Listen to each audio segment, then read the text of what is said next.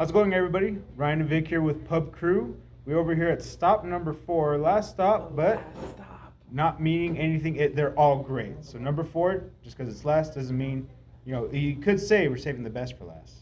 That's pretty cool. Over here at Blazing Tree Brewery. Personal one that I've been to many times and I always love and enjoy. We're over here, of course, with the Save El Paso Breweries event. Here to talk about what we've been talking about, what this whole event's for, saving the breweries. And of course, once again, not to limit it to just the 4, but all Paso breweries, all local breweries, the community as a whole. Vic? Yes, and we're just very happy to be able to put faces to a lot of these breweries, especially ones that we frequented a lot, especially before all of this stuff happened, unfortunately. But we do want to focus on making sure that we put faces to the breweries so people don't feel scared to try to try craft brews, There's that disconnect of a lot of people here in El Paso who are scared of trying craft beer because they think that it's like some alien concept. They think that it's always going to be some crazy sour or something like that, when it really isn't. It's really just people who had the drive and the workforce to just be like, no, I want to do this myself because I feel like I can make this recipe better, or I feel like I can make something that tastes good and people are going to enjoy it, And I feel like putting that at the forefront here in El Paso is huge. And I just want to ask, how long have you guys been operating here at Blazing Tree? So Blazing Tree, we opened, it's going to be 4 years this July. We opened in 2017, Awesome. July 2017. So we've been doing it professionally here for about 4 years. All right. And you say professionally, I'm guessing you've been brewing before that? How long have you been actually Me personally, well, my brother back in the 1990s, believe it or not, he started brewing back then. There was a shop that opened on the west side in El Paso where they were selling ingredients and stuff like that. And I was, hey, you know what, I'm going to start brewing. So I kind of caught the fever back then. He was brewing quite a few beers and they were pretty strong. And we were trying all these different ingredients, piloncillo and all this kind of freaky stuff. Wow. Him and a cousin of mine were brewing. And then That's real homebrew. yeah, it was crazy. We had some crazy nights with those beers. And then, we brewed for 3 years there and then stopped and then took it up again about, I would say 2007. Kind of started brewing again, dabbling in it a little bit myself. Tried a few brews and brewed for about 3 years. And then brought together some cousins and friends and we decided to see if we could, try and start our own brewery. And the laws changed at that time where, it was easier for you to start a brew pub and sell, and so we went on with our concept. So that's where it kind of started. Yeah. That's good. In fact, a lot of the beers that we started out with 4 beers, and those 4 beers, we really worked on them for about 3-4 years before we actually opened. So Okay, so it's like recipes you had Yeah. prior to that and you wanted to keep that. In fact, the peanut butter was one of the first ones that we came up Yeah, with. speaking of, that's Yeah. what I got right here, and that's my go-to here. Yeah. It's delicious. So we really didn't want to open and make it seem like we were, really trying it out. We wanted to really make sure that these beers were really well made and that people would really enjoy them from the start, from the beginning. Yeah, like it was tried and true. It was tried and true, yes. Definitely, and that's good. I think that's what people want to know and have that. And that's actually what we've learned a lot, like this being the last leg of the tour that we're doing right now, is we've learned a lot from the breweries as a whole, as a community, and it's really cool, there's a lot of consistency in being together, making sure everything's tried and true.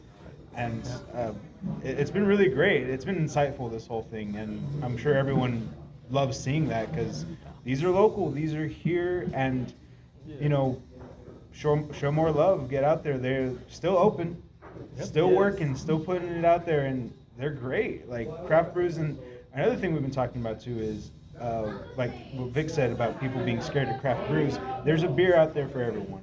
You'll find it, and it's not necessarily as like.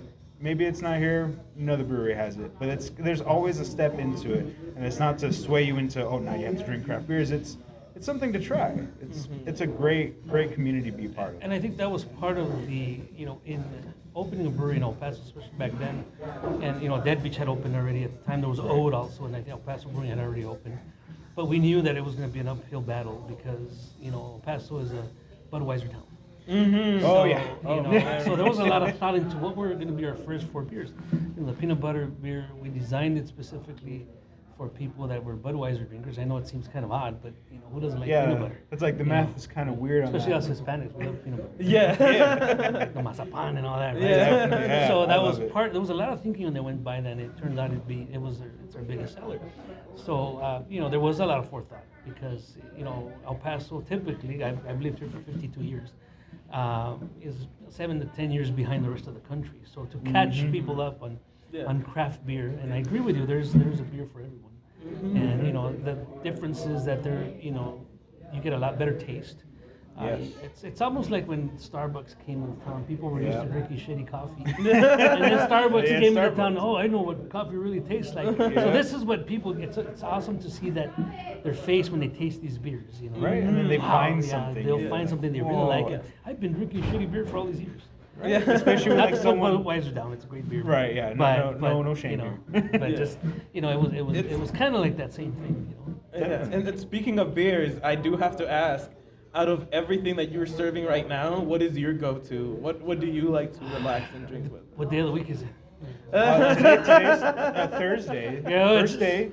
Honestly, Tomorrow's Friday, you so know, keep that in mind. That's one of the things I like is sometimes I'll get away from some of them and I'll just drink one particular beer.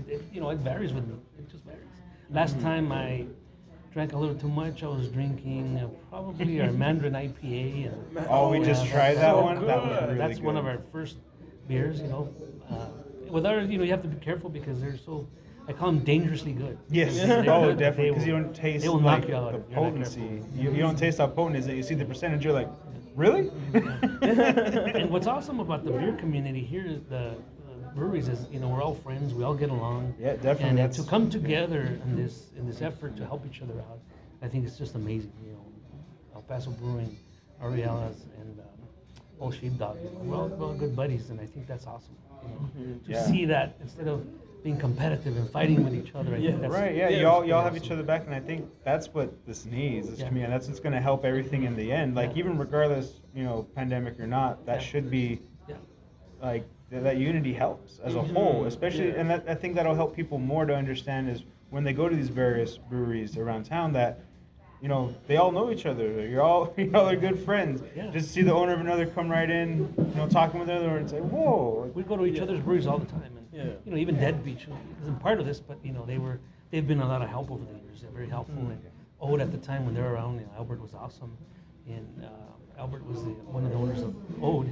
Right. And he was awesome. He was very helpful. So it's a great community, and you know, to put forth this effort to help, it's just I'm amazed at how much Yeah. we've helped each other. Honestly, we are too. The answers that we've gotten throughout Yeah. all of this today, that all of our interviews, we've been so surprised that everybody here has that sense of community. And honestly, it's I don't really know if refreshing. it is like an El Paso thing, if because like you said, we're a bit behind, you know. Especially like some stuff like technologically, like stuff like that. But when it comes to coming together, I definitely think like that's something that El Pasoans do best. And I think it's amazing that every interview that we've had today has had something amazing to say about the other breweries. I think El Paso's chill, you know. Yeah. Very El chill. Paso's chill, you know, with all the lithium in the water. I mean, it would be chill, right? You can't be wrong, right? You know, lithium and pot and everything. I mean, we're gonna be chill in this town. What else would bring us together? So you know, yeah, it's a real chill community, and I think one of the important reasons why we also decided to really, you know, because some people say, well, who are they to want to save their own business? But some of the things that people don't realize, we haven't had breweries in El Paso Yeah, for a this is very still long new. time. It's still The pretty last new. one really was Jackson's, but people didn't even know that was a brewery back then. It wasn't advertised as then- that. This was crazy. And before that, there was a brewery called Sun City Pizza. It was on the west side. Wonderful pizza, but it didn't work out at the time. They couldn't sell to-go beer. And so to have all of a sudden the amount of breweries and some new ones that have come online, I think it's great because breweries are, you know, they can employ people. Right. We're manufacturers, so we manufacture. This is a fledgling business, and it'd be very sad to see an industry like this, go down. Yeah, especially here. Like it's still new here, and to have it go down would be. Las would be Cruces has terrible. 4 breweries. That's amazing for such a small city compared to El Paso. Yeah. But Las Cruces is maybe the size of the east side of El Paso. Pretty Maybe, much. Maybe, yeah. You got Albuquerque, over 30 breweries there. Yeah, So, Albuquerque's- we're way behind, but I'm hoping that we catch on. And I'm hoping people see the love that we have for making the beer, and that they come in and taste the beers. A lot of people don't understand. They'll come in and they think we're just a tap room, and they don't understand that we make the beer. That's what we do tours, to Yeah. educate them and teach them. Yeah, and I think that's really cool because we got that at the Yeah. other breweries, and it's been awesome. And they'll even ask, why are you here hidden? Well, typically throughout the United States, breweries aren't in shopping centers. Yeah. They're you'll find them in warehouse areas, and that's what we were trying to do when we opened here. And yes, people, it's funny, we get people from all over the world here, Yeah. and they find us right off the bat about El Paso. ¿Dónde están? No los hallo. And I thought, well, that's half the awesome. fun. Once Yeah. you find it, you'll have fun. So, Exactly. so that's been part of the fun. part of too. the journey. People Yeah. driving by, they can't find us. You just wait for Yeah, them. it's so funny. Oh man, well we do want to thank you so much for giving us this time. We really appreciate you talking to us. Is there anything else that you would like to say to the people to just get on out here and try some of these amazing beers? You want to try some really great tasting beers? Go to your local breweries here. Blazing Tree, Old Sheepdog, El Paso Brewing, Aureola's, Dead Beach, all the breweries out there. Take a chance, try something different. You'll see, just like you tried out Starbucks when they came to town. Same thing with us. Try us out, and help us this weekend. Come on down and be part of our brewery crawl, and you'll get your free growler. Yeah. Oh yeah, definitely. Awesome.